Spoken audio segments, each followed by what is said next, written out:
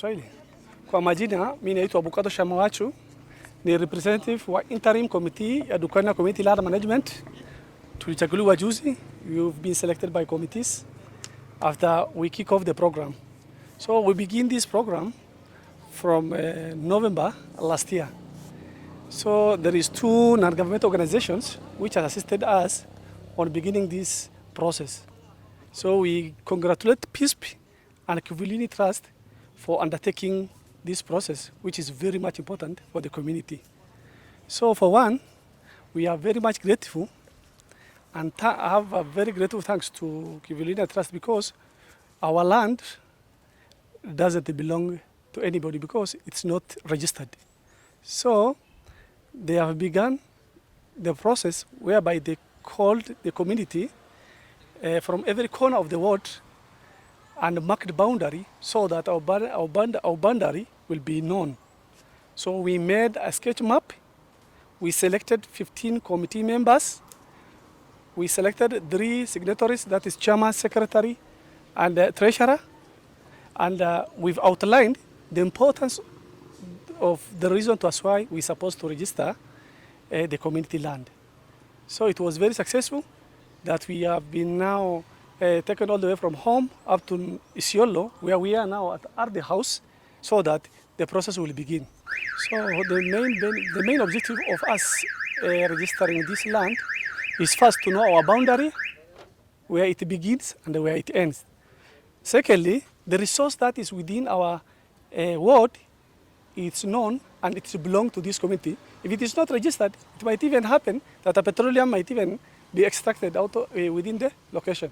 So we don't know whom it will belong to. To register, orin kullen yon ambi dufe alalalele kabena nuduf kabeni nudufu nileni ta olla khenna ta community tenna.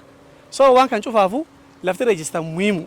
Akasi amma chigayane application ten akalaftana am registration din azu submit to dufnama ardi house is your lot. Akasi amma jal qabanne warra land admin le armatar ganne amma ta wanka ya sabi mitine akasi processing ke nama akada sajal qabate azujir amma qartaasi lafa geeffan qartaasi lafa tunini nami kenno jadagaw waa lafa hojjedhan guddoomama lafti tamitti dhalata suni ammoo laf sagalee duukee jir nu dhiyen gabrite ammooyyi laf marri calla keessa nyaan bisaan calla irra dhun woni laf jal jiraatu guddo petroolillee laf jala banuun jedhan daabillee laf jala banuun jedhan wonnumaayyuu laf yadharraaneefi amma abbootii itti baradha abbootii barbaada innaani lafum nutti dhalan ta'ani amma duuba lafti teessan arma lafti teessan akkan jedhani nutti himan laftaan nu barsiisanii seminaan nu dhaqanii pipsii fi kifuliiniin nu barsiifte naan muhiimu lafa taanu ya baranne lafa akka nurraa saamne lafa akka waan kee jira isiin horii ta'en taatu amma lafaayyuu qarxaasiisii barbaadan na duubar micin fulaardi haawsitan ammooyyi laftini yoo amma dhageettanii laf barbaadan jedhani lafti tabaddin barbaadan tamduri qara qaban alaalfatan male yoo alaalfatini namni bii dhufe sirraa alaalfate. Ani maqaan kee xummee hemooti malee sarruudha. Anillee ni womdi qoddara maanii fennaani nami lafuufi nullee laftee intana akkara laf irqubanna malee womarran been ammoo arra Kivulinii fi pipsi galata galchi ka warri seminaalee nu toche waan kada processallee nu waanse armaan nu gahe arraarma kan dhufne ardi house dhufne gaayyuu process tokko step tokko nu bukkache taaniini laftee intana ilmaan teenta nu duub gadhuftu yoo nu nami amma sanir jiru wallaanne amma tanuu riinin gayni isiillee womarran beek laftee enne gubba qubanna malee ammoo jalafti tu registered taate warrillee waan rabeeqa tanaafenne marroo lafti teen bineessallee qabdi ammarre raasa guddoo qabdi waan hedduu taati tanaafenne lafteen tan amma akka namii cufittu nu sappootte nullee fulata baanitti tan callaaniti tadhibiillee no wallaan kijibalees haa warri Kivulinii haa pispi kana guddoo galata galchaaf yoo sila warri kan hin ta'in process kanaayyuu dandeenneen duun warra waan kanaayyuu gurrallee nam kaase kanan biyyitillee rafuu jirtu wonni kun sila waan arma dura ta'uu mal waan gan fagoo ta'uu mal nami keen qara lallaafin qaba waan kan guddoo rafe amma warri kun lamaan dhufee Kivulinii pispiini gurrallee nu kaafte itillee nu qarqaarte duuba guyyaa du'arraallee waliin dhufne harma kan jirra. Yoo silaa facilitation warri hin tolchini dandeenyee yoo armaan hin baanu guddoo galata galchinaaf. Haani lafta yoo reejistaan pengiine lafti uumamaa kamiifaa qabdennami. Waan agari waan economic benefit jedhanii jiru. Waan agari halaftan kee jira. Pengiine namsun benefititi. Hawa security le guddoo jirti. Maaniifu your border is well cut out. Namu boundary fi beeka. Agarte security le jirti. Waan akka dhibaa akka kana imarroo gari lafirra wala dhahaalle wani hun guddoo dhoorti. Maaniifu naan abbuuf lafita. Ammoo dandeettanii marrabisaa yoo hin qabaannaallee dhufanii waliin leenii sooran. Agarte haan pengiine laftan hojja reejistee lafti dhibedduullee qabdi. Pengiine namu marguu dhufe hojja dahaabii as ba'ullee kaampaanuma tokko wal dhaga'ee qotata. Yoo ammoo laftan reejista lafta communityiti namni dhufe si gaafatu waan kan maan tochiin jedhee see keessa qabda. Akkasiifuu lafti reejistatan guddoo muhimu.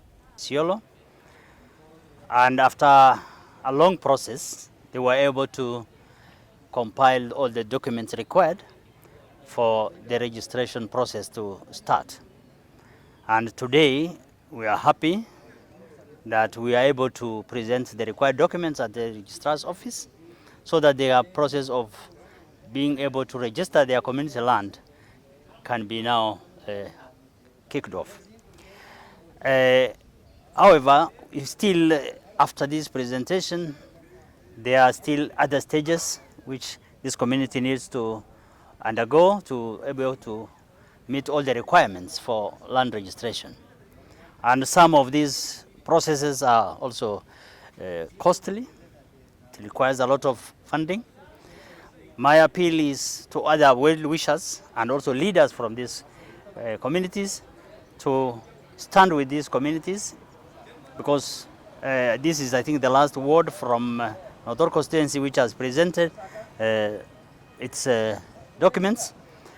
However, still the other process like the gazettement for the elections of the community land management committees. There is still the survey of the boundaries to be done, which still requires a lot of funding and which might require inputs from different stakeholders. So far, we are very grateful to our partners, the Christensen Fund, which supported the Pastoralist Integrated Support Program. We are also grateful to Neatero, which supported Kivulini Trust in terms of funding, and which have stood with us through this process. And we still ask them to be with us in this process because it's still long, and others to come on board to support these communities to be able to acquire the documentation, the title deed for their community land. Thank you very much, and I think it's my pleasure now to also invite Robert to say a few words from Kivulini Trust. Okay, thank you. My name is Roba Dukana from Kivulini Trust. First of all, I thank the community for the support. Their support to be with us. So I also urge the government to speed up this process because this process is very slow. So I thank also the supporters of our program, the Neatero and the TCF for supporting us, and also still urging to support more because the process is not yet, it's now just a start.